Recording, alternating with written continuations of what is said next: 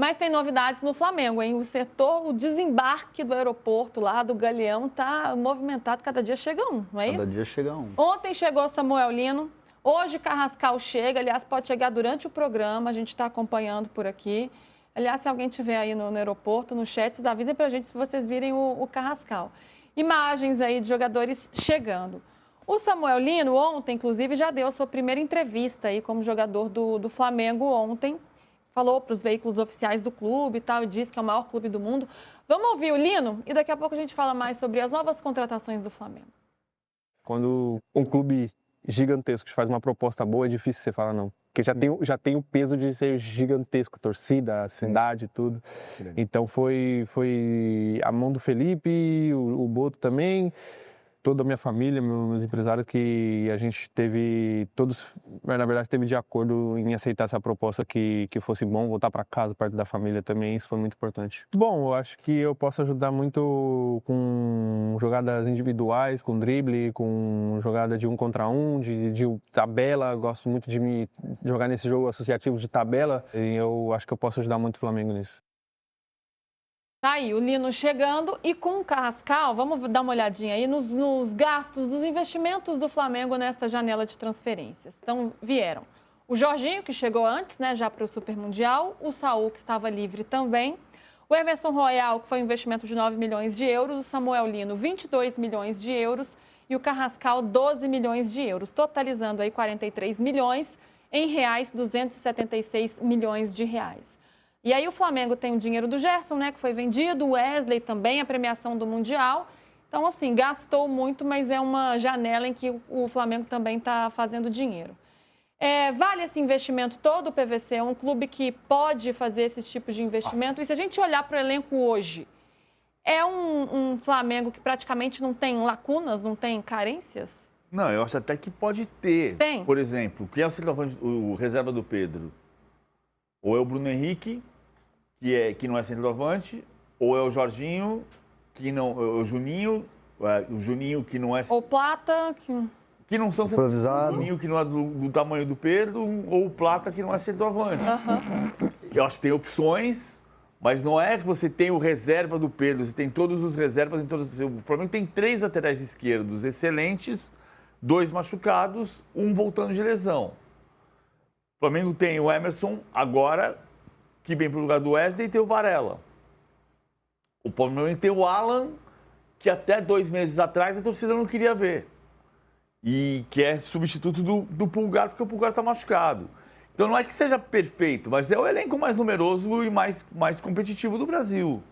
O que eu acho que tem uma coisa que eu acho importante de a gente debater, e não precisa ser hoje, mas assim, vou começar esse debate aqui hoje um pouquinho, é o seguinte, a gente fala assim, mas o Flamengo está gastando muito dinheiro. Mas quem é que não está? Tirando Palmeiras, Flamengo e Botafogo, é inacreditável o seguinte, olha só, eu estou pegando a evolução dos recordes, maiores compras da história do futebol brasileiro. Esse ano o Vitor Roque se tornou o jogador mais caro da história do Brasil, 155 milhões de reais, Sim. Certo? E o Samuel Lino se tornou o mais caro da história do Flamengo. certo. E o Danilo, do Nottingham Forest, se tornou o mais caro da história do Botafogo. Tudo isso foi de 5 meses para cá. Aí, se você voltar antes, no ano passado, o Almada foi o mais caro da história do Botafogo. E o mais caro da história do Brasil. Era até então ele, né? E o Paulinho, em janeiro, foi o mais caro da história do Palmeiras. Que já não é mais. E o Alcaraz, no ano passado, foi o mais caro da história do Flamengo. Cara, você está batendo recorde todo dia. E se você for pensar, o recorde do futebol mundial é verdade que foi estratosférico. Foi o Neymar. Até hoje, o jogador mais caro da história do futebol mundial é o Neymar, quando foi comprado pelo Paris Saint-Germain ao Barcelona por 222 milhões de reais. Mas isso foi em 2017, faz 8 anos. Faz 8 anos que o recorde mundial não é quebrado. E no Brasil é quebrado a cada 2 semanas. Então não é o Flamengo que tá quebrando o recorde. O Flamengo está comprando. Você precisa entender como e por que o Brasil está quebrando o recorde todo mês. Porque a gente não tem dinheiro sobrando. Não está sobrando desse jeito. Então o Flamengo está errado de comprar? Não. O Flamengo tem dinheiro e tem caixa para fazer isso. O Flamengo não tinha dinheiro em janeiro e deixou a janela para junho, porque em janeiro tinha 3 milhões de reais em caixa, 30 milhões de reais em caixa. Mas a gente está falando de 3 times que se organizaram para isso, né? O faturamento do Palmeiras é absurdo. Mas contratou o Vitor Roque por 25, é o maior da história. Mas vendeu o Vitor Reis, que tinha 14 jogos como do time principal, por 35 para o City. Vendeu o Endrick por 60 e tanto, o Estevão por 60. Então, assim, são times que faturam demais. O Flamengo é a mesma coisa. E o Botafogo tem um dono por trás que faz essa mudança de... Mas a gente sabe que tem problema no Botafogo, porque o Botafogo, por mais que o Textor diga que o Botafogo está financiando a dívida do Lyon, a gente também sabe que o Botafogo, a gente confia que vai aparecer o caixa direitinho para você entender as contas do Botafogo. Mas o Botafogo é o único dos 20 clubes da Série A que você não consegue olhar o balanço. Né? A gente está fazendo finanças toda semana, toda sexta-feira tem o Finanças do futebol. E o Rodrigo Matos traz as informações de balanço. O único que não tem balanço é o Botafogo. Mas se você pegar aqui, olha só, das 18 maiores transferências, todas são 18 maiores transferências da história do Brasil. Todas são de 2022 a 2024. Vitor Roque, Samuel Lino, Danilo, Almada, Paulinho, Alcaraz, 5.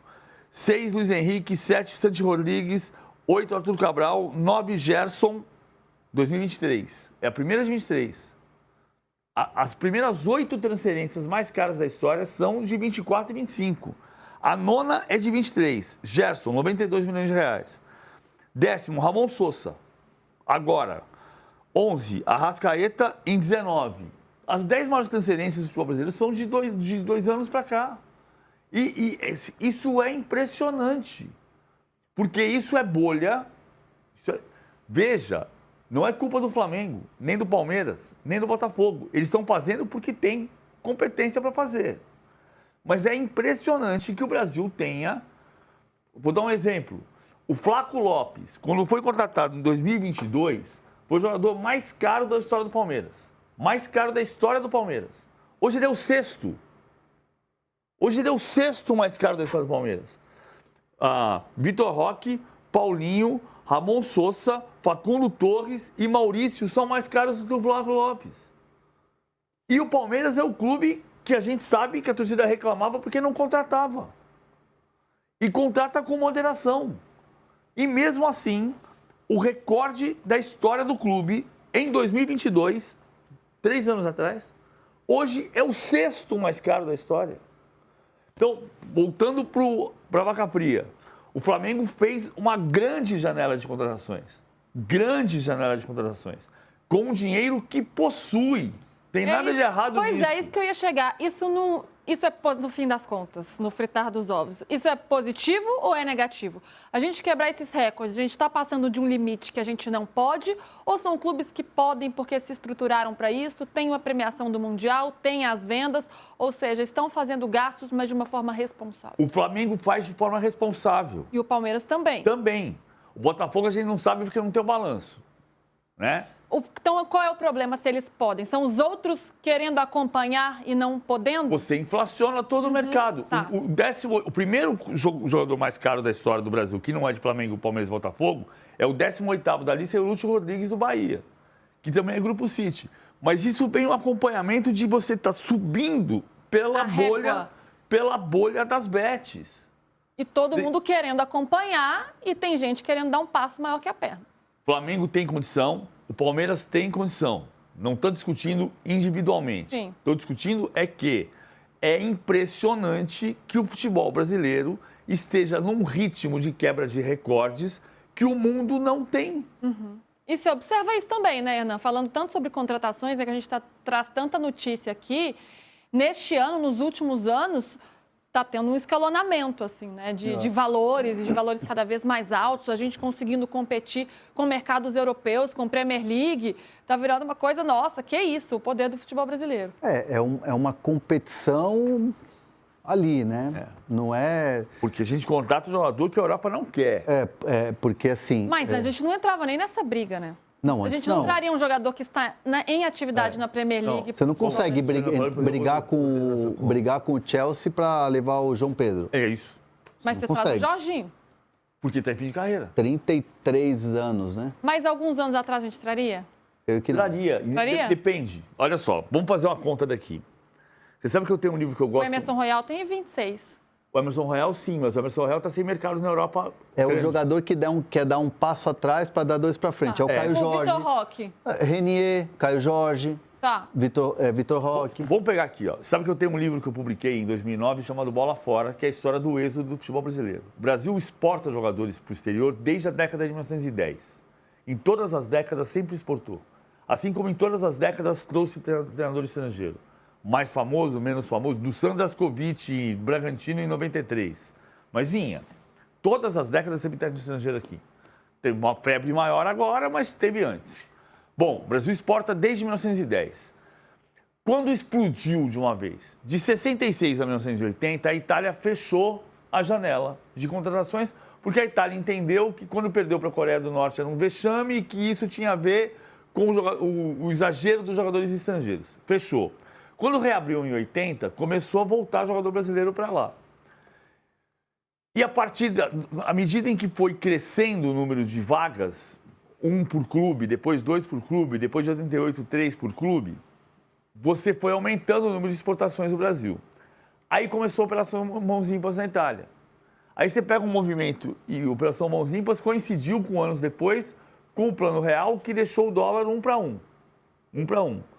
Esse momento, 91 a 94, voltou Leonardo do Valência para o São Paulo, voltou Ricardo Rocha do Real Madrid para o São Paulo, depois para o Vasco, depois para o Santos. Voltou Romário do Barcelona para o Flamengo, porque ele quis voltar, porque o Romário era o melhor do mundo, não precisava voltar. Teve Evair, voltou Miller, voltou uma multidão de jogadores brasileiros. Tafarel veio para o Galo. Tafarel veio para o Galo. Tudo nesse período, dólar 1 para 1 ou Operação Mãos Limpas na Itália. Então, houve movimentos diferentes. Hoje é um desses momentos que você traz, mas você não traz o cara que ele quer. O grande drama é que o Brasil vende o Vinícius Júnior aos 16 anos e contrata... O Samuel Lino é ótimo. Por que o Samuel Lino voltou? Por que o Samuel Lino vem para o Brasil? Grande contratação do Flamengo, não se discute.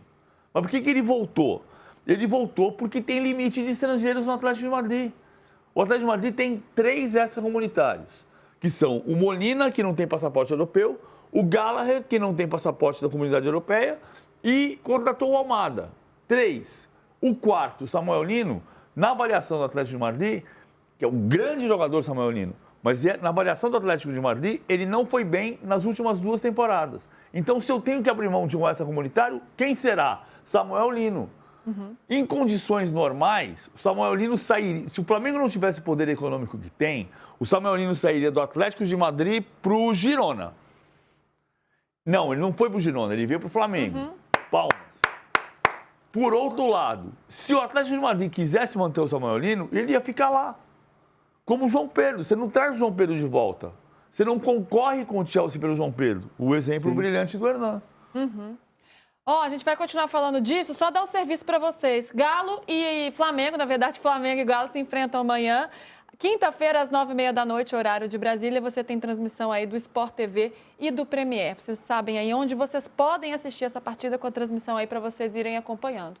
E nessa partida, os flamenguistas estão querendo saber se esses reforços, né, tudo isso que a gente já está conversando, se esses caras já podem entrar em campo. O Royal e o Saul já entraram no bid, ou seja, já podem entrar em campo. Agora, o Carrascal e o Samuel Lino, eles vão ser apresentados à torcida do Flamengo amanhã, antes do jogo. Então, aí, né, o Carrascal ainda não foi anunciado, então tem que aparecer no bid. Previsão desses caras entrarem em campo logo, você imagina, Hernan? Ou vai depender muito, claro, óbvio, vai depender do que o Felipe Luiz quer. Mas condições de jogo já tem.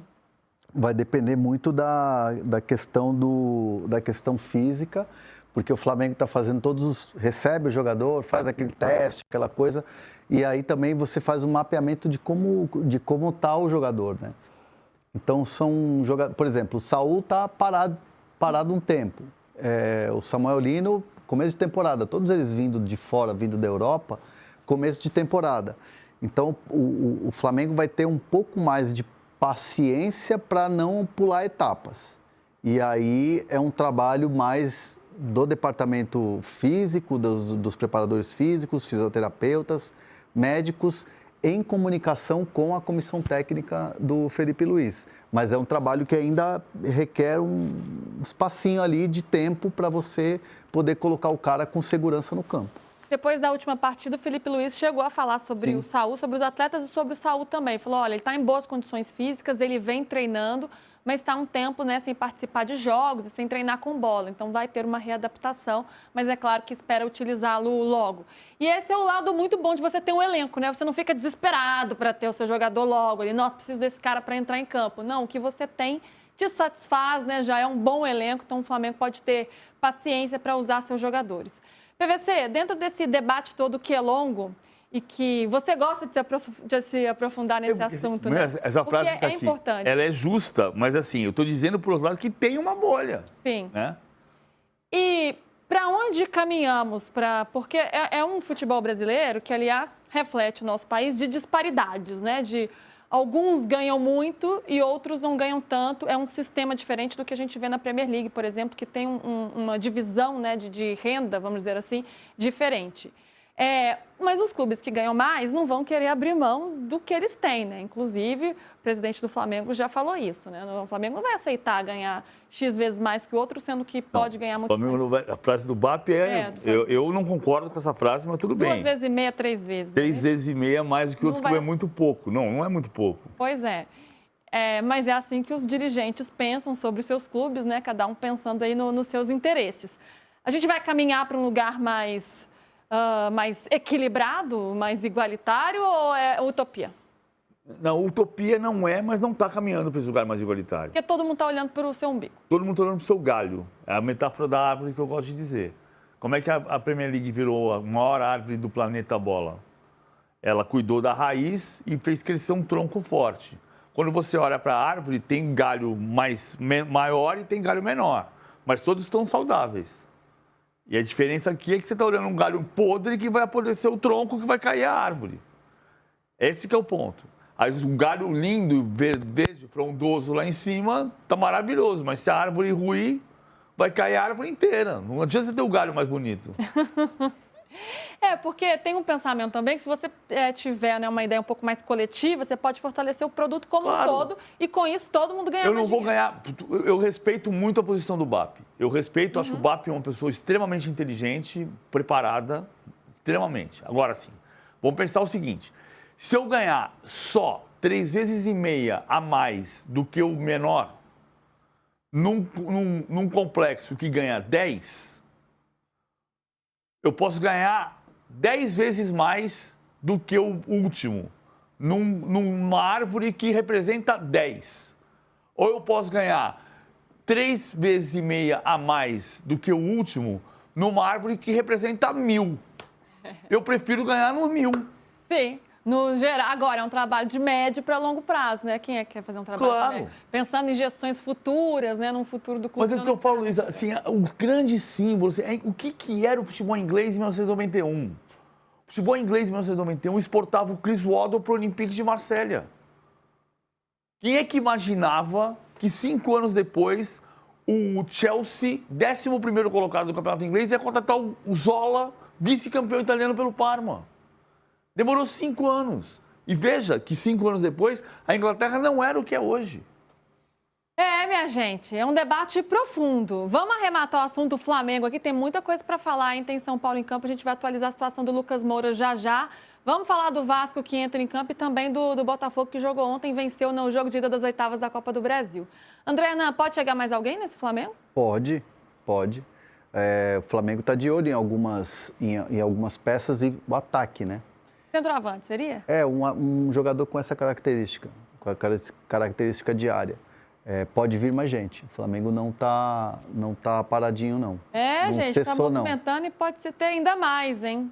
A gente vai acompanhando por aqui.